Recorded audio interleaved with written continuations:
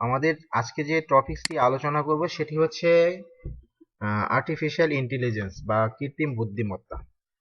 Artificial intelligence, আমরা যদি তোমাকে এভাবে বলি বা আমি তোমাকে এভাবে বলি যে একটা মোবাইলকে যদি তুমি ডাকো, এই মোবাইল এদিকে আসো, সে কি আমার ডাকে সাড়া দিবে? স্বাভাবিকভাবে না। স্বাভাবিকভাবে কি না, সে আমাদের ডাকে সাড়া দিবে না, এটাই স্বাভাবিক। তো এখন যদি এরকম হয় যে না, একটা ডিভাইস বা একটা যন্ত্র বা একটা কম্পিউটার বা একটা মেকানিক্যাল ডিভাইস, সে যদি আমার ডাকে সাড়া দেয় বা আমার নিয়ন্ত্রণে কাজ করে বা আমার প্রোগ্রামিং এর মাধ্যমে নিয়ন্ত্রিত হয়, তাহলে সেই ব্যবস্থাকেই আমরা বলে থাকি হচ্ছে কৃত্রিম বুদ্ধিমত্তা বা আর্টিফিশিয়াল ইন্টেলিজেন্স। মানুষের যেরকম বুদ্ধিমত্তা আছে, আমি যেমন ডাক দিলাম, এই নাবিলা এদিকে আসো, সে আমার ডাকে কি করতেছে? সাড়া দিচ্ছে। কারণ কি? সে এটা বুঝতে পারছে যে আমি নাবিলাকে ডাক দিয়েছি, সে তার ব্রেন দিয়ে এটাকে ক্যাচ করেছে, কান দিয়ে শুনেছে, দেন হচ্ছে তার ব্রেন তাকে সিদ্ধান্ত নিতে বলছে যে না, স্যার আমাকে ডেকেছে, আমার স্যারের ডাকে সাড়া দিতে হবে। কিন্তু আমাদের যে ডিভাইসগুলি আছে বা যন্ত্রগুলি আছে, সেই যন্ত্রগুলি কিন্তু এরকম ভাবে মানুষের ডাকে সাড়া দেয় না। কিন্তু যদি এই কাজটা করানো যায় যে না, আমাদের কম্পিউটার ডিভাইস বা যন্ত্র সেটাও মানুষের মতো সাড়া দিবে বা মানুষের মতো কাজ করবে, তাহলে এই যে প্রযুক্তির যে সুবিধাটা, এই সুবিধাটা আমরা যার মাধ্যমে করে থাকি সেটিকে আমরা বলে থাকি হচ্ছে আর্টিফিশিয়াল ইন্টেলিজেন্স। যদি আমরা দেখি, হ্যাঁ দেখো, আর্টিফিশিয়াল ইন্টেলিজেন্স বা কৃত্রিম বুদ্ধিমত্তা বলতে বোঝায় কোনো যন্ত্রের মানুষের মতো সিদ্ধান্ত নেওয়ার ক্ষমতা। অর্থাৎ আমরা ডিসিশন নেই। তোমার গায়ে একটা মশা পড়ছে, কি পড়ছে? তোমার গায়ে মশা বসছে। তো এখন তোমার ব্রেন কি সিদ্ধান্ত নেয় যে এখন এই মশাটাকে তাড়াতে হবে বা মারতে হবে? তো ব্রেন সিদ্ধান্ত দেয়, হাত, ডান হাতে হলে ডান হাত অথবা বাম হাত দিয়ে মারতে চাইলে বাম হাতকে সিদ্ধান্ত দেয় দ্রুত এটাকে আক্রমণ করো বা এটাকে মেরে ফেলো।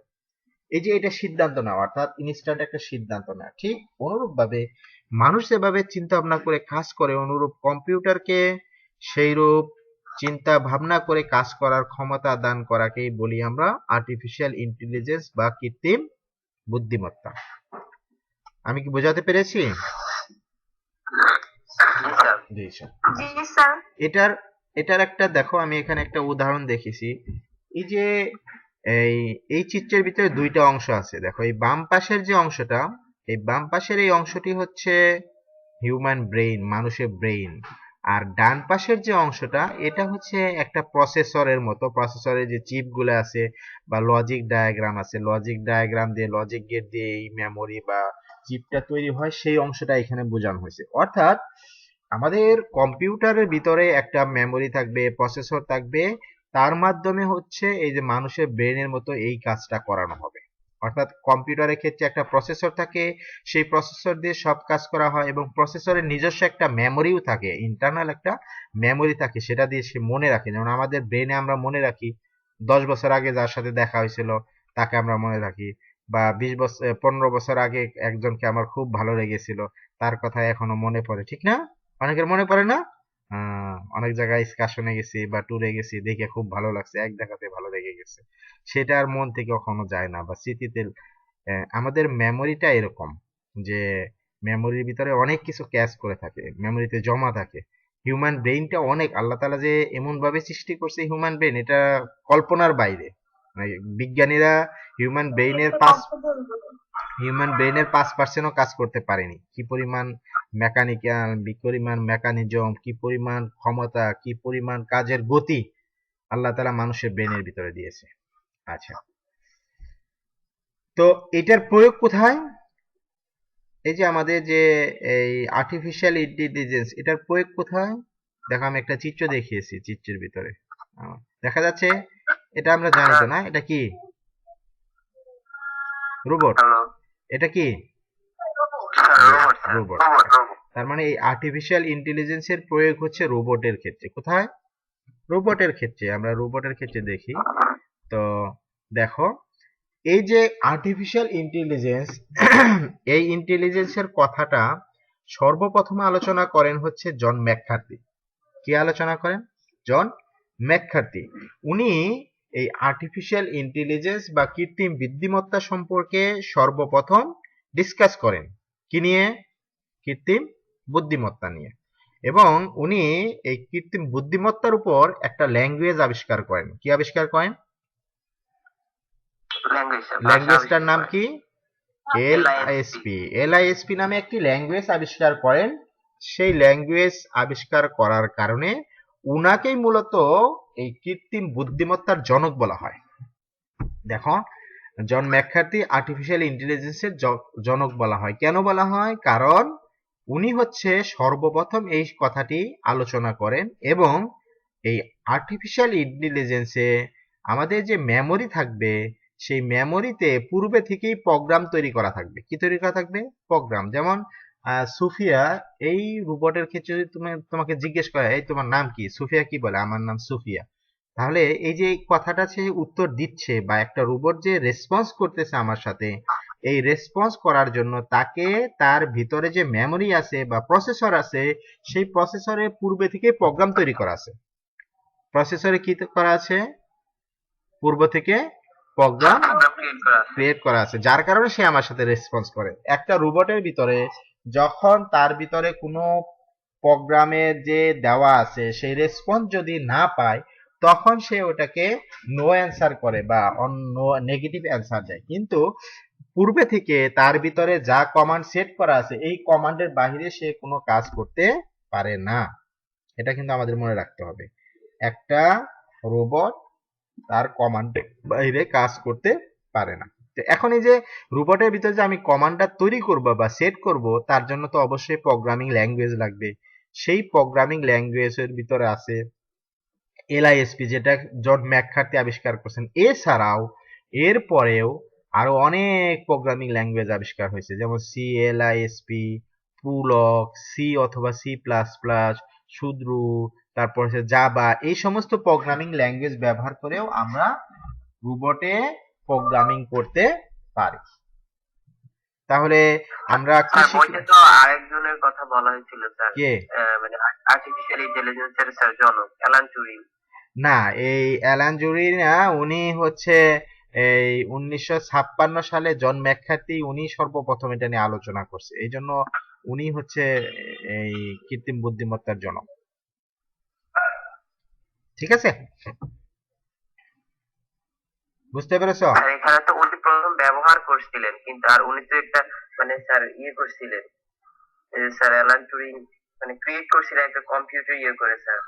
কিন্তু স্যার ম্যাককার্থি তো ওটা ইউজ করছে, মানে প্রথম ইউজ করছিলেন শব্দটি।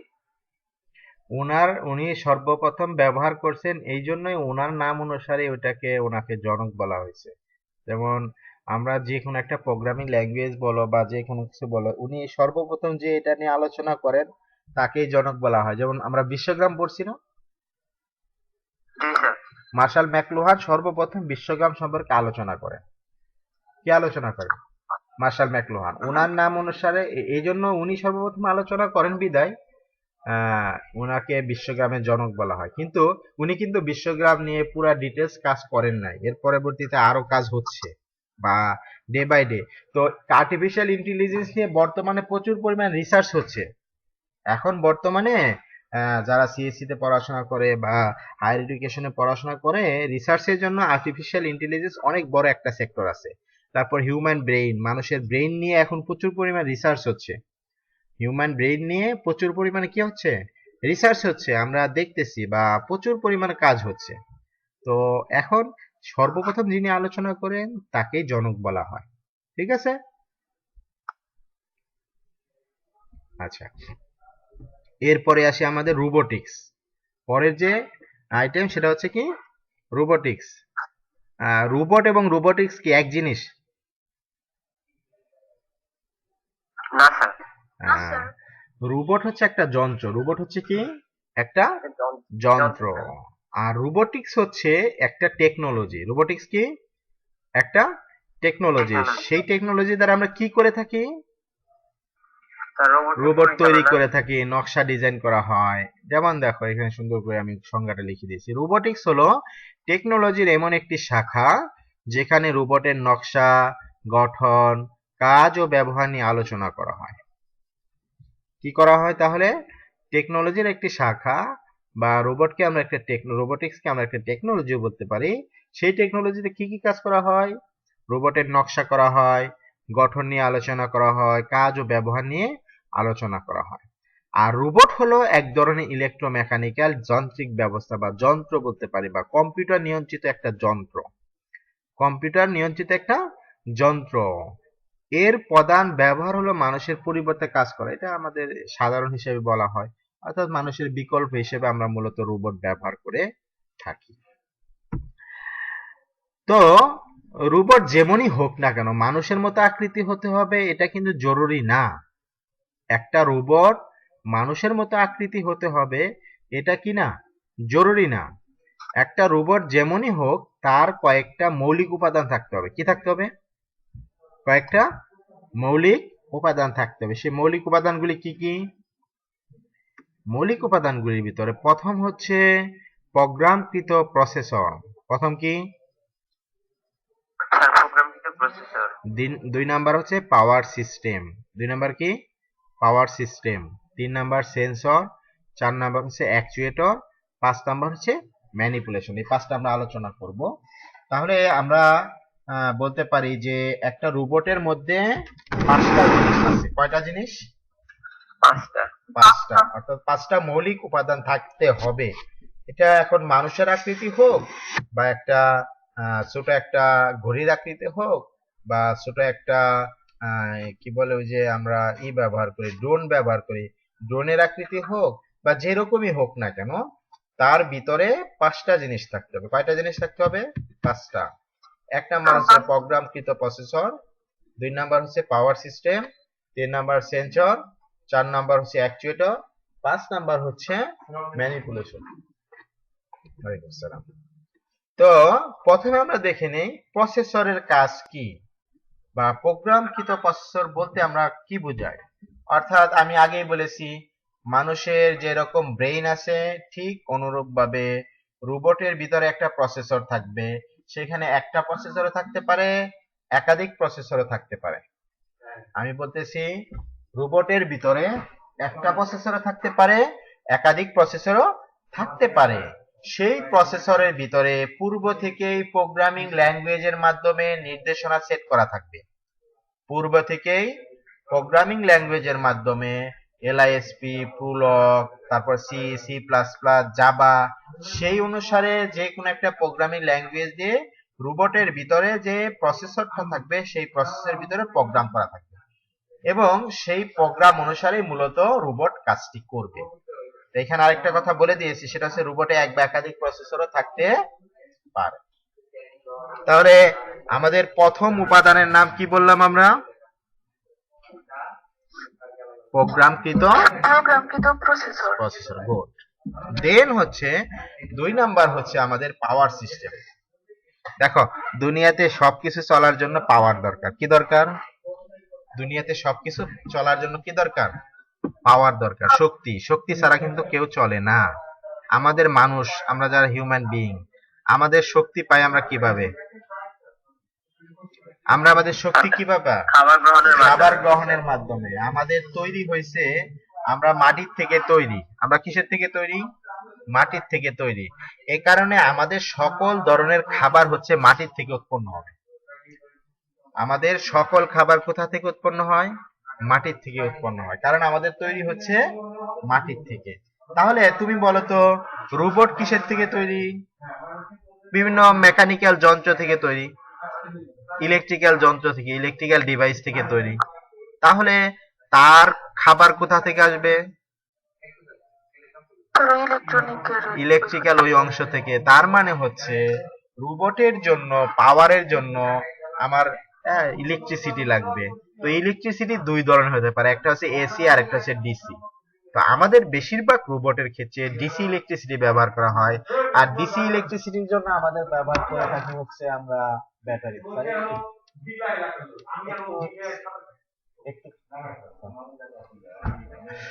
আমরা আমাদের ডিসি ইলেকট্রিসিটির জন্য আমরা ব্যবহার করে থাকি হচ্ছে ব্যাটারি। তো বর্তমানে বিভিন্ন ধরনের ব্যাটারি বাজারে পাওয়া যায়, তার ভিতর থেকে লেড অ্যাসিড বেশি ব্যবহৃত হচ্ছে। এছাড়াও বিভিন্ন ধরনের হালকা ক্যাডমিয়াম ব্যাটারি ব্যবহৃত করা হয়। তবে রোবটের ক্ষেত্রে ব্যাটারি নির্বাচনের ক্ষেত্রে আমাদের কিন্তু একটা মাথায় রাখতে হয়, সেই জিনিসটা হচ্ছে নিরাপত্তা, স্থায়িত্বকাল এবং ওজন। এই তিনটা বিষয় দেখো, আমি তিনটা জিনিস কথা বলে দিছি। এক নাম্বার হচ্ছে নিরাপত্তা, এই যে এখানে নিরাপত্তা, স্থায়িত্বকাল এবং ওজন, এই তিনটা বিষয়ের উপর লক্ষ্য রাখতে হবে। অর্থাৎ যে কোনো রোবট তৈরি করার ক্ষেত্রে তুমি যদি একটা রোবট বানাতে চাও, সেই ক্ষেত্রে তার ভিতরে যদি তুমি পাওয়ার সিস্টেম দিতে চাও, পাওয়ার সিস্টেম তো অবশ্যই দিতে হবে। তুমি এমন ব্যাটারি নির্বাচন করবে যেটা নিরাপদ, ব্রাস্ট যাতে না হয়, বা এটা দীর্ঘস্থায়ী পর্যন্ত হয়, দীর্ঘকাল পর্যন্ত থাকে, এবং ওজন যাতে কম হয়। এই তিনটা বিষয়ের উপর আমাদের লক্ষ্য রাখতে হবে। আচ্ছা, এরপরে আসো অ্যাকচুয়েটর। আমরা তোমার মাথা এই গায়ে একটা মশা বসছে, তো এখন তুমি মশাটাকে কি এই মাথা দিয়ে তাড়াবা, না কান দিয়ে তাড়াবা, না চোখ দিয়ে তাড়াবা, কি দিয়ে তাড়াবা? স্যার হাত দিয়ে। হাত দিয়ে তাড়াবা, অথবা যদি হাতে তাড়াতে না পারো তাহলে কি দিয়ে করবা? পা দিয়ে তাড়াবা, বা পায়ের ভিতরে বসলে পরে হাত দিয়ে না মারলে পা দিয়ে তাড়াবা। নামাজে দাঁড়াইছো, পায়ের ভিতর মশা বসছে, তখন কি করবা? পা দিয়ে তাড়াবা, ঠিক না? তাহলে এই যে পা কি করতেছে, তোমার অ্যাকশনের কাজ করতেছে, অর্থাৎ কাজটা যে করতে হবে সেই কাজ করার জন্য আমাদের শরীরের হাত এবং পা ব্যবহার করে থাকি। ঠিক অনুরূপ ভাবে রোবটের মধ্যেও রোবট যে কাজ করবে সেই কাজ করার জন্য যে অংশটুকু ব্যবহার করবে সেই অংশটুকুকে আমরা বলে থাকি হচ্ছে অ্যাকচুয়েটর। সেই অংশটাকে আমরা কি বলে থাকি? অ্যাকচুয়েটর। তাহলে রোবটের অ্যাকচুয়েটরের ভিতরে অঙ্গ প্রত্যঙ্গ থাকতে পারে বা অন্য যে কোনো কিছু থাকতে পারে, সেটা চালানোর জন্য মোটর ব্যবহার করবে বা অন্য যে কোনো কিছু ব্যবহার করতে পারে, অর্থাৎ যার মাধ্যমে সে কাজ করার জন্য রেসপন্সিবল। মামুন, মামুন, তো আস্তে। ঠিক আছে, এটাকে আমরা বলে থাকি হচ্ছে অ্যাকচুয়েটর। ক্লিয়ার? আচ্ছা, 4 নাম্বার হচ্ছে সেন্সিং।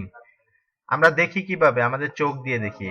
তো রোবটের ক্ষেত্রে আশেপাশের পরিবেশ সেন্স করার জন্য বিভিন্ন ধরনের সেন্সিং লাগানো থাকে। তো এর ভিতরে ক্যামেরা হতে পারে, বা অন্য কোনো কিছু হাত দিয়ে যে ধরতে পারে, বা আশেপাশে পা দিয়ে স্পর্শ করেও এই কাজটা করতে পারে। অর্থাৎ আশেপাশের পরিবেশটাকে সেন্স করার জন্য ক্যামেরা ব্যবহার করতে পারে অথবা হাত পা ব্যবহার করতে পারে। এর মাধ্যমে সে পরিবেশের উপর সিদ্ধান্ত নেয় যে আমাকে কি কাজ করতে হবে। লাস্ট অফ অল যে উপাদানটা আমাদের রয়েছে সেটা হচ্ছে ম্যানিপুলেশন। ম্যানিপুলেশন হচ্ছে আমি যে কাজটা করতে হবে, আমাকে কমান্ড দেয়া হলো, এই কমান্ড অনুযায়ী কাজটা করে ফেলা। কমান্ড অনুসারে কাজটা কি করা? করে ফেলাকে আমরা বলে থাকি হচ্ছে ম্যানিপুলেশন। তাহলে আমরা রোবটের 5টা অংশ আলোচনা করলাম। কয়টা অংশ আলোচনা করলাম? 5টা অংশ। তো 5টা অংশের কাজ আমরা আলোচনা করলাম। তো আমি একটু জিজ্ঞেস করতে চাই, সাদিয়া 13,325, রেসপন্স করো। সাদিয়া 13,325, সাদিয়া 13,325। তুমি বলো তো সেন্সরের কাজ কি রোবটের ক্ষেত্রে?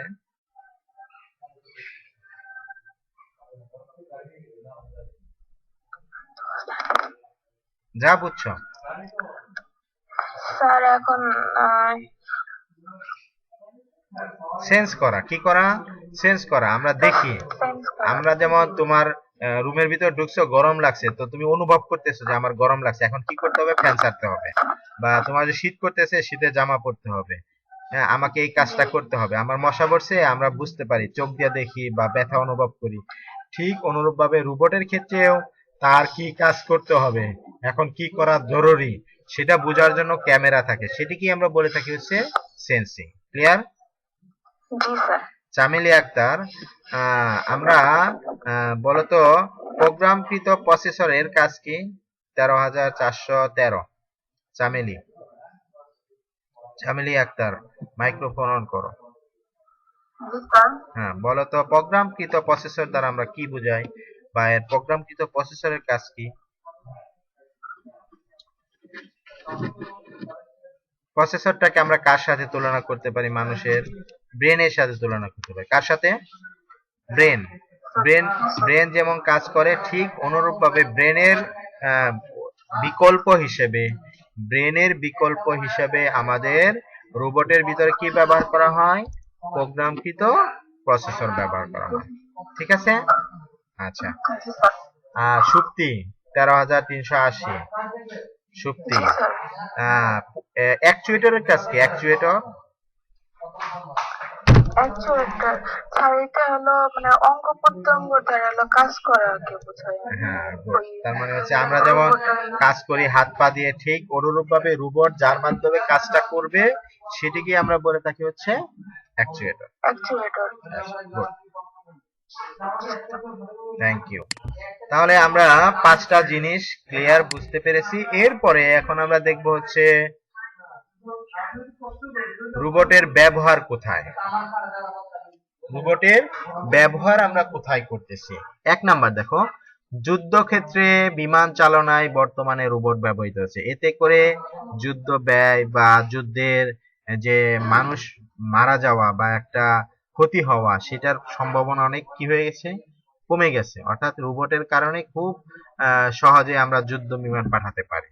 2 নাম্বার হচ্ছে চিকিৎসা ক্ষেত্রে কিছু কিছু চিকিৎসা আছে যেই চিকিৎসাগুলা সার্জারি গুলা বা অপারেশন করা খুবই জটিল, মানুষের জন্য এটা ভুল হওয়ার সম্ভাবনা থাকে, কিন্তু রোবট যদি করে সেখানে তো সে কমান্ড অনুসারে করবে, কমান্ডের বাইরে সে কিছুই পারবে না বা পূর্বে থেকে কমান্ড দেওয়া থাকবে। সেই জন্য জটিল সার্জারি করার ক্ষেত্রে আমরা বর্তমানে এই রোবট ব্যবহার করে থাকি। এরপরে শিল্প কারখানায় তো প্রচুর পরিমাণে ব্যবহৃত হচ্ছে রোবটের ব্যবহার, হিউজ, মানে মানে তোমাকে কিভাবে বলবো, এটার কোনো সীমা নাই।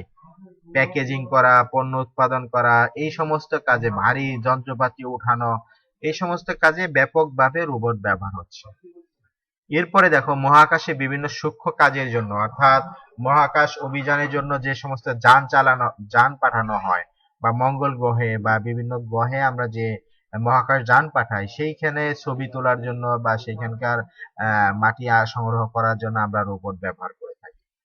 এরপর হচ্ছে নিউক্লিয়ার চুল্লিতে, এটা তো পারমাণবিক চুল্লিতে এটা সবচেয়ে একটা রিস্কি একটা জায়গা, যে কোনো সময় রিয়াকশন হতে পারে বা ব্রাস্ট হতে পারে। তো এই পারমাণবিক চুল্লিতে রোবটের ব্যাপক পরিমাণে ব্যবহার হচ্ছে। আর আমাদের কম্পিউটারের ক্ষেত্রে কম্পিউটার মাদারবোর্ড বলো, প্রসেসর বলো, হার্ড ডিস্ক বলো, এসএসডি বলো, এই সমস্ত ডিভাইস তৈরি করার ক্ষেত্রে এই সমস্ত সূক্ষ্ম যে কাজগুলি আছে সেই কাজের ক্ষেত্রে আমরা ব্যাপক হারে এই রোবট ব্যবহার করে থাকি। তো রোবটের ব্যবহার আশা করি সবাই বুঝতে পেরেছো। এখন আমরা একটা বাংলাদেশের একটা রেস্টুরেন্ট দেখাবো, রোবট রেস্টুরেন্ট,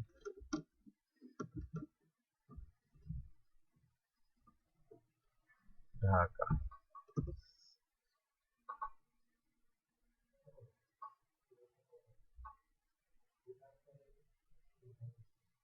দেখো, দেখা যাচ্ছে?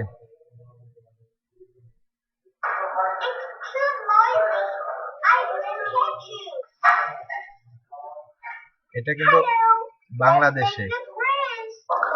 ভিউয়ার্স, আপনারা হয়তো ভুলে যাননি রোবট রেস্টুরেন্টের কথা। রাজধানীর মিরপুর রোডে আসাদ গেটে একটি রোবট রেস্টুরেন্ট চালু হয়েছিল গত বছর, ফ্যামিলি ওয়ার্ল্ড গ্র্যান্ড মল নামে একটি রোবট রেস্টুরেন্ট।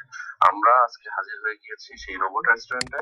কথা না বললেই নয়, দেখছো যাচ্ছে এখানে এই যে খাবার পরিবেশন করার জন্য, সবকিছু করার জন্য পাওয়া যায় রোবট।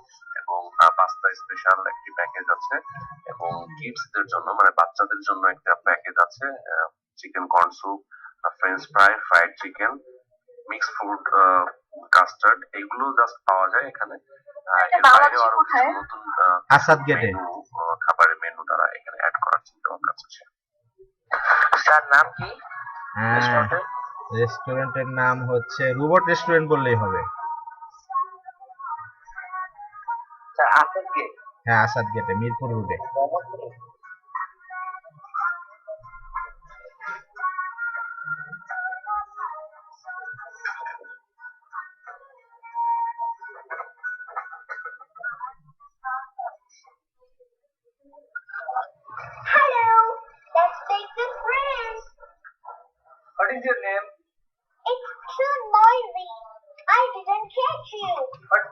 What's your name?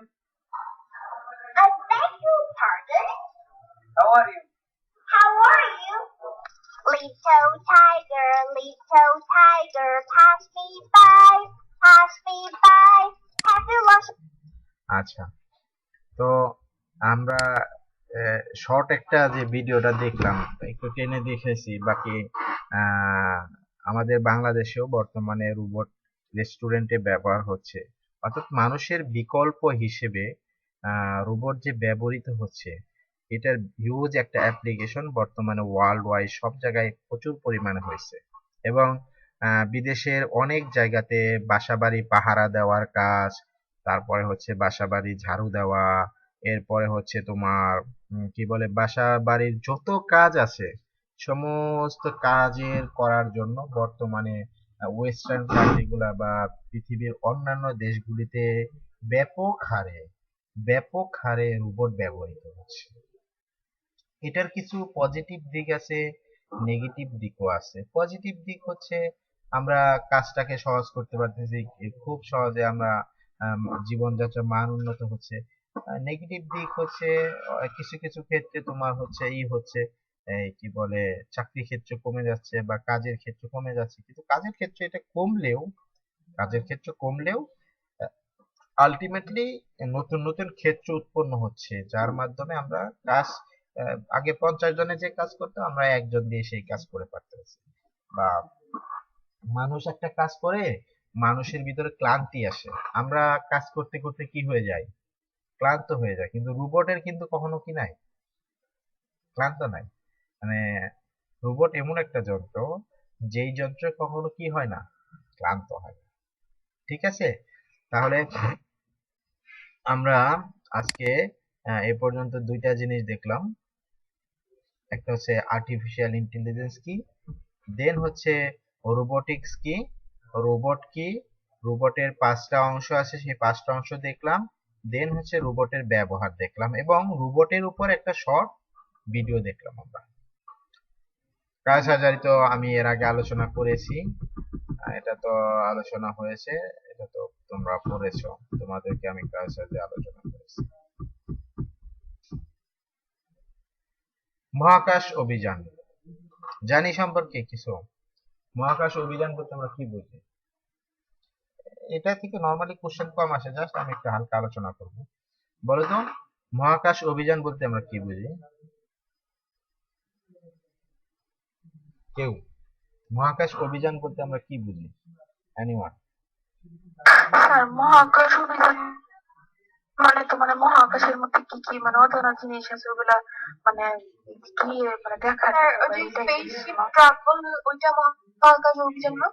আচ্ছা, অর্থাৎ আমাদের মহাবিশ্বে যে সমস্ত আহ, মানে অবস্থার পরিবর্তন বা যে সমস্ত ঘটনা ঘটতেছে মহাকাশে, সেই সমস্ত জিনিস জানার জন্য যে অভিযান, সেই অভিযানটাকে আমরা বলে থাকি মহাকাশ অভিযান।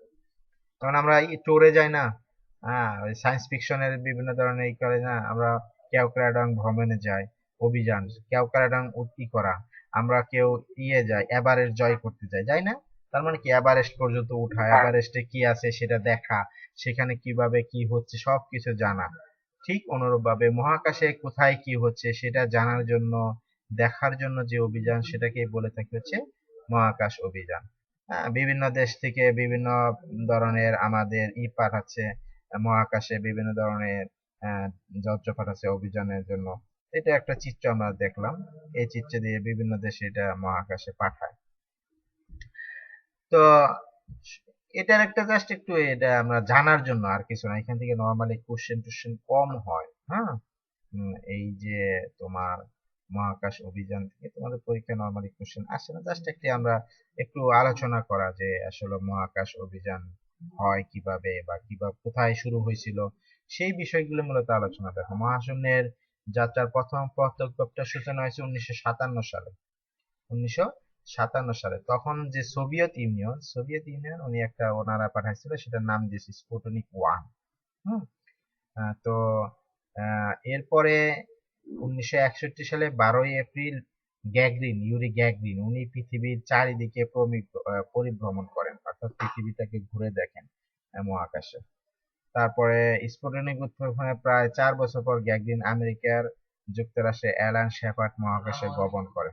এই যে এগুলো হচ্ছে জাস্ট একটু আলোচনা করা। আর 4ই ডিসেম্বর 1963 সালে মহিলা হিসেবে সর্বপ্রথম মহাকাশে অভিযান করেন গেলে ভ্যালেন্টিনা তেরেস্কোভা। উনি মহিলা হিসেবে 1963 সালে সর্বপ্রথম মহাকাশে গমন করেন। আর 1969 সালে অ্যাপোলো 11 নামের যে নভোযানটি মহাশূন্যচারী নীল আর্মস্ট্রং চন্দ্রপৃষ্ঠে সর্বপ্রথম পা রাখেন। নীল আর্মস্ট্রং, তোমরা তো জানো যে নীল আর্মস্ট্রং উনি যখন নামছে, চাঁদে নামছে, নাইমা দেখে যে চাঁদের ভিতরে দ্বিখণ্ড, ওই যে আল্লাহ রসুলের হুকুমে, আমাদের নবী হযরত মুহাম্মদ সাল্লাল্লাহু আলাইহি ওয়াসাল্লামের হুকুমে চাঁদ কিন্তু দ্বিখণ্ডিত হয়েছিল। জানি তো আমরা এটা নাকি?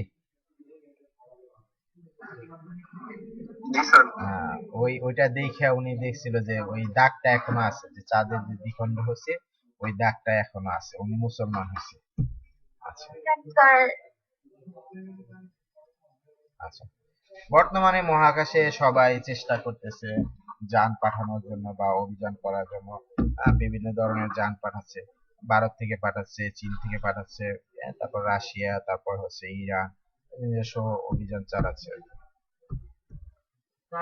এটার চিত্র তো আমরা, এটা একটা জাস্ট একটা চন্দ্রপৃষ্ঠে যে অবতরণ করেছিল সেটা একটা চিত্র।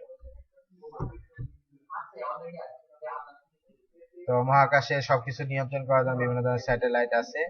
আমাদের বাংলাদেশের কি নিজস্ব স্যাটেলাইট আছে? আচ্ছা, বঙ্গবন্ধু স্যাটেলাইটের যেটা মানে ভূমিতে 2টা ওয়ার্ক স্টেশন আছে। এটা কোথায় বলতে পারবে কেউ? ভূপৃষ্ঠে 2টা স্টেশন আছে। বঙ্গবন্ধু স্যাটেলাইটে ভূকেন্দ্র আমাদের স্টেশন আছে, একটা হচ্ছে গাজীপুরে, একটা হচ্ছে কোথায়? স্যার একটা হচ্ছে গাজীপুরে, আরেকটা হচ্ছে রাঙামাটি। রাঙামাটি, একটা হচ্ছে গাজীপুরে আর একটা হচ্ছে রাঙামাটিতে। উপকেন্দ্র যেটাকে বলা হয়, ভূপৃষ্ঠ উপকেন্দ্র বঙ্গবন্ধু স্যাটেলাইটের। ঠিক আছে, তো এই হচ্ছে মোটামুটি আজকে আমরা এই পর্যন্ত আলোচনা করলাম। নেক্সট ক্লাসে আমরা ইনশাআল্লাহ বায়োমেট্রিক্সটা আলোচনা করব। ঠিক আছে স্যার, আমার প্রেজেন্ট আছে। আচ্ছা স্যার আমার রোলটা স্যার দেওয়া হয়নি স্যার। আচ্ছা, আমি আগে দেখি যে তোমাদের ক্লাসটা আমি